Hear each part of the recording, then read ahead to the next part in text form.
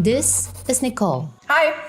She runs a podcast called Something Private. For chlamydia and gonorrhea, females usually get discharge, and the discharge will actually look greenish, yellow, thick, really like pus coming out. Why is she airing these private matters? Is she shameless or attention seeking? Forward thinking. A tad invasive, don't you think?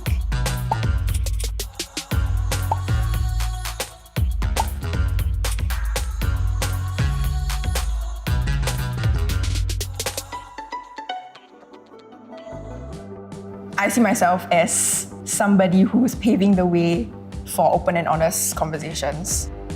I remember at the point of time I was like 22, 23. My knowledge of STDs and STIs were like zero. And to have no knowledge about a particular subject at that age just reflects on like how much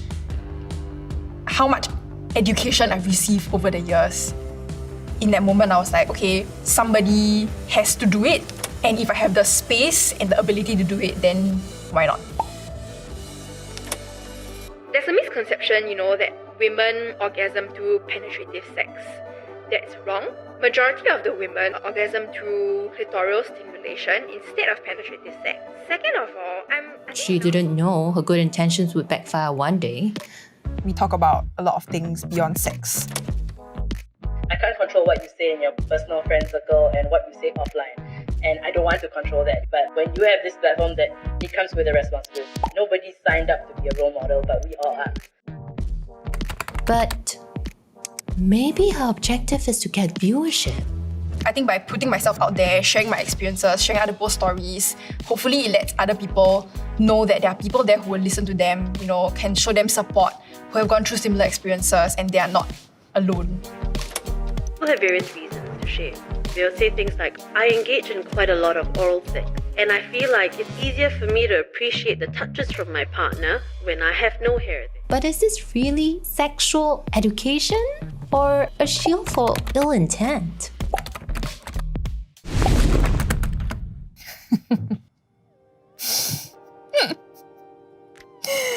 That's harsh.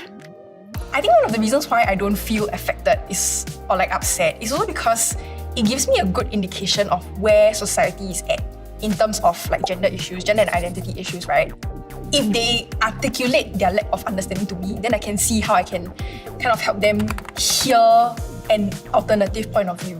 Who mandated you to be the guru of sexual education? There's this thing called Google.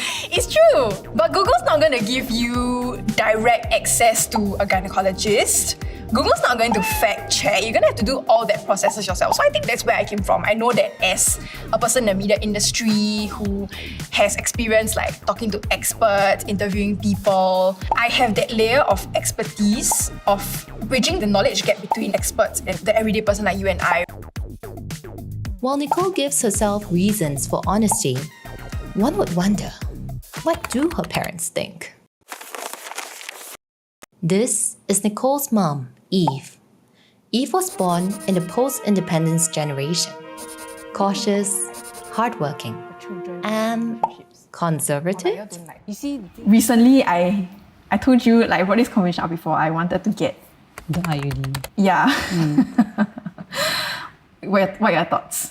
Actually, initially, I was quite against it because I was just worried, what it will do to your health. I was just worried in case one day you decide, you want to have a child, will it affect your fertility?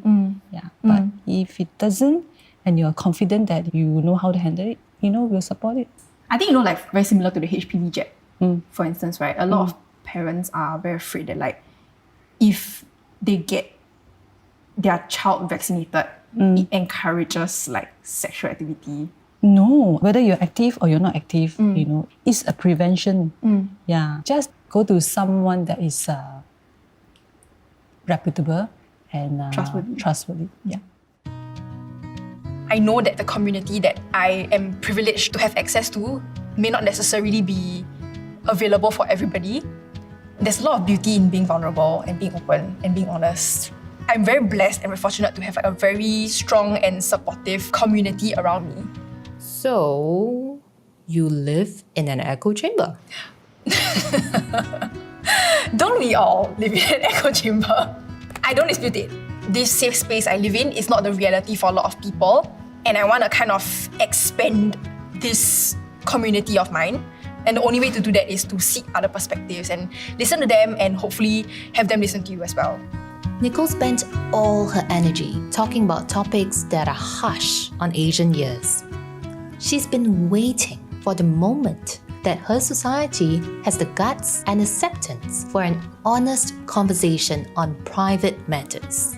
But then, I think it's very unrealistic to say that I want to change the world or like to better society. But I think as long as I have an impact on, I think just one person or like two people who listen to the podcast, who then spread it on to like a friend, a family member, their children, I feel like that's enough. Like that's tangible enough for me.